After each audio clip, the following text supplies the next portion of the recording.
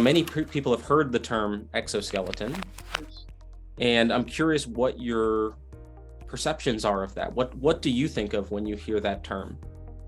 The very first thing of when I think of exoskeleton is a lobster. Literally, I'm like, oh yeah, exoskeleton, invertebrates.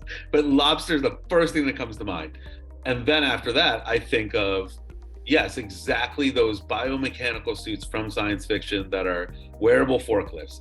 Every time, I mean, again, I think that's the testament to Aliens and James Cameron's vision of it, is like, that is the first thing that comes to mind. And I think maybe because it's so gizmo centric, people just love it. It's like people like big gizmo-y things.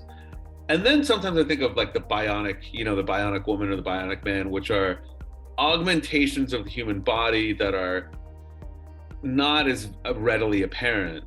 But it's always some sort of mechanical thing that makes you be able to jump higher or whatever. I rarely think of it in the sense of what you were talking about, which is, no, this is just everyday workflow or everyday life or just casual skiing. And that is what's really eye-opening and amazing about this conversation, is how low to the ground in a good way this technology is in terms of what its applications are, which is almost applicable to anybody who has a body. There are people working on the wearable forklift, the kind of extreme end of what exoskeletons can be. Right. And what comes to my mind is maybe terms like the word vehicle. So it's almost like when people hear exoskeleton, they think of the extreme version of the most sophisticated, complicated version. And when we say vehicle, it would be akin to everyone only thinking of, I don't know, an 18-wheeler truck. Right. But then you can say, but that's not the only vehicle, right? You can have a van, or you can have a car, or you can have a bicycle, or you can have a scooter, or you can have a skateboard.